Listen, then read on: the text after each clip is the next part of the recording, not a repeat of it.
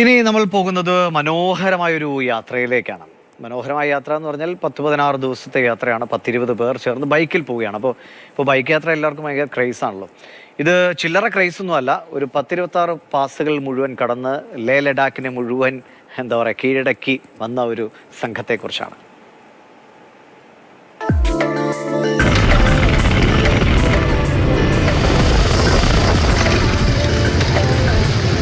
ലഡാക്കിലേക്കുള്ള യാത്ര എല്ലാവരുടെയും ഒരു സ്വപ്നമാണ്. ആ യാത്രയിൽ മിക്കവാറും എല്ലാവരും പോകുക പ്രധാനപ്പെട്ട 6 പാസുകളിലൂടെയാണ്.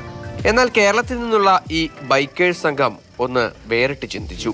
ലോകത്തിലെ ഏറ്റവും ഉയരം കൂടിയ മോട്ടോർ സൈക്കിൾ പാതയായ ഉംലിംഗ്ല പാസ് ഉൾപ്പെടെ ഹിമാചൽ ലഡാക്ക് റീജിയനിലുള്ള 26 പാസുകളിലൂടെ ബൈക്കിൽ സഞ്ചരിക്കുക.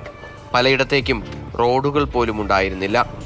ആർമിയുടെ ഉൾപ്പെടെ പ്രത്യേക അനുമതിയും വാങ്ങണമായിരുന്നു. സാധാരണ യാത്രക്കാർക്ക് കടന്നു ചെല്ലാൻ കഴിയാത്ത ഇടത്തേക്ക് പോലും ഈ സംഘം ബൈക്കിലെത്തി.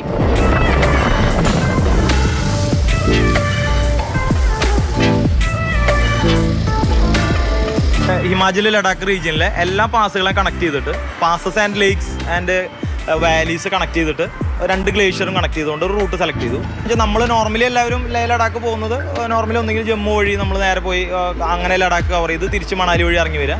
അപ്പോൾ നമ്മൾ ആക്ച്വലി അങ്ങനെയല്ല പോകുന്നത്. അതിന് മുമ്പ് നമ്മൾ ഏകദേശം ഒരു 26 പാസസാണ് നമ്മൾ കംപ്ലീറ്റ് ചെയ്തത്. അപ്പോൾ നമ്മൾ നോർമൽ റൂട്ട് പോകണമെങ്കിൽ നമ്മൾ മാക്സിമം ഒരു 3-4 പാസ് മാത്രമാണ് അറ്റംപ്റ്റ് ചെയ്യുള്ളത്. ഏഷ്യ ബുക്ക് ഓഫ് റെക്കോർഡ്സിൽ ഇടം നേടുക എന്നതായിരുന്നു ലക്ഷ്യം.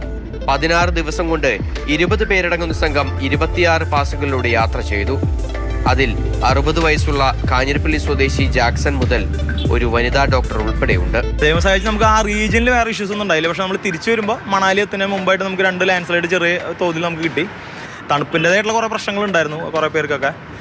പിന്നെ ഉംലിംഗ്ലയിൽ പോയപ്പോഴും പെട്ടെന്ന് ഒരു മഞ്ഞൊഴിച്ചൊക്കെ ഉണ്ടായിരുന്നു. അപ്പോൾ അങ്ങനത്തെ അല്ലാതെ നമുക്ക് വേറെ ബുദ്ധിമുട്ടുകളൊന്നും നിലവിൽ യാത്രയിൽ ഉണ്ടായില്ല. പിന്നെ ഒരു ഡോക്ടർ ഉണ്ടായിരുന്നു, ഒരു ലേഡി ഡോക്ടർ ഉണ്ടായിരുന്നു. ഞങ്ങളുടെ കൂട്ടത്തിലൊരു ലേഡി ഉണ്ടായിരുന്നു. എന്ത് വന്നാലും പിന്മാറില്ല എന്നുള്ള മൈൻഡ് സെറ്റിൽ വന്ന ഒരാളാണ്. കാരണം പുള്ളി 63 തവണ ബൈക്കിൽ നിന്ന് വീണിട്ട് പിന്നെയും അയാൾ ആ റൈഡ് ഫുള്ള് കംപ്ലീറ്റ് ചെയ്തു.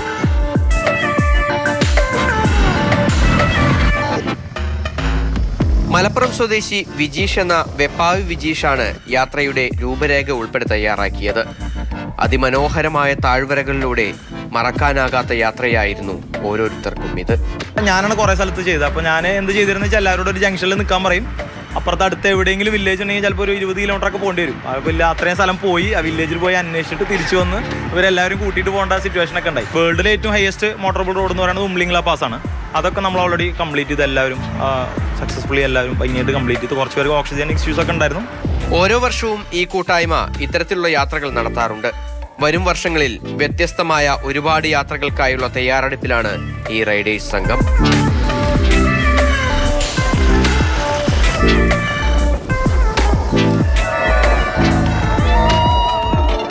മാതൃഭൂമി ന്യൂസ്, തൃശൂർ. ഒരു കിടിലം യാത്ര അല്ലേ? അപ്പോൾ അതിമനോഹരമായ കാഴ്ച, വലിയ അനുഭവമാണ്. ലിഷോയ് നമുക്ക് ലിഷോയ്, ഇത്രയും യാത്ര തുടങ്ങിയ ആ ടീം എത്രത്തോളം ഒരു സെറ്റാണ്.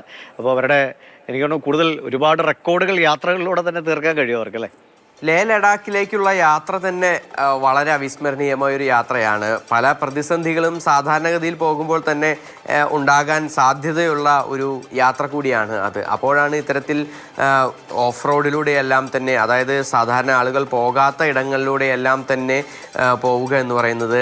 സാധാരണഗതിയിൽ പോകുമ്പോൾ ഒരു 5-6 അല്ലെങ്കിൽ 7 പാസുകളിലൂടെ കടന്നാണ് ഇത്തരത്തിൽ ആ യാത്ര പൂർത്തിയാക്കുന്നത്. പക്ഷേ ഇവിടെ അങ്ങനെയല്ല.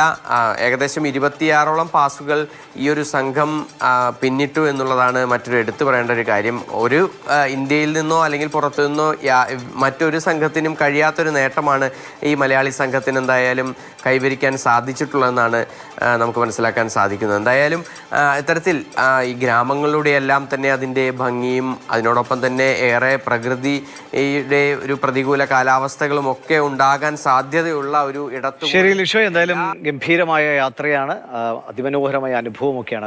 പറഞ്ഞ പോലെ 63 തവണ വീണിട്ടും യാത്ര പൂർത്തിയാക്കിയ ആളുകളൊക്കെ ഉണ്ട്. അപ്പോൾ അവർക്ക് ഇനിയും ഒരുപാട് യാത്രകൾ സാധ്യമാകട്ടെ.